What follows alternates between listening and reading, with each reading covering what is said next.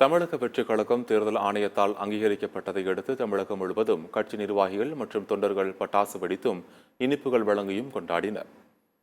திருவாரூர் மாவட்ட தமிழக வெற்றிக் கழகம் சார்பில் பழைய பேருந்து நிலையம் அருகில் 50க்கும் மேற்பட்ட தமிழக வெற்றிக் கழக தொண்டர்கள் பட்டாசு வெடித்து தளபதி விஜய் வாழ்க என முழக்கங்களை எழுப்பி கொண்டாட்டத்தில் ஈடுபட்டனர். பின்னர் பொதுமக்களுக்கு இனிப்புகளை வழங்கி தங்கள் மகிழ்ச்சியை வெளிப்படுத்தினர். நாகை புதிய பேருந்து நிலையம் அருகே தமிழக வெற்றிக் கழகத்தினர் 100க்கும் மேற்பட்டோர் கட்சியின் மாவட்ட தலைவர் சுகுமாரன் தலைமையில் பட்டாசு வெடித்தும் பொதுமக்களுக்கு இனிப்பு வழங்கியும் கொண்டாடினர். தொடர்ந்து நடிகர் விஜய்க்கு ஆதரவு தெரிவிக்கும் வகையில் வருங்கால முதல்வர் வாழ்க்கை என கோஷங்களை எழுப்பினர்.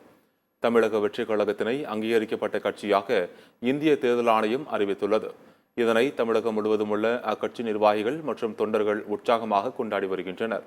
அதன் ஒரு பகுதியாக கள்ளக்குறிச்சி மாவட்டம் சங்கராபுரம் மும்முனை சந்திப்பில் தமிழக வெற்றிக் கழகத்தின் சங்கராபுரம் ஒன்றிய தமிழக வெற்றிக் கழகத்தின் சார்பாக 200க்கும் மேற்பட்டோர் பட்டாசுகளை வெடித்தும் பொதுமக்கள் மற்றும் வியாபாரிகளுக்கு இனிப்புகளை வழங்கியும் கொண்டாடினர். அதேபோல் மதுரை கோரிப்பாளையம் பகுதியில் மதுரை வடக்கு மாவட்ட தலைவர் விஜய் அன்னப்பன் கல்லணை தலைமையில் ஆட்டோ ஓட்டுநர்களுக்கு சீருடை வழங்கியும் இனிப்புகள் வழங்கியும் தங்களது கொண்டாட்டத்தை வெளிப்படுத்தினர்.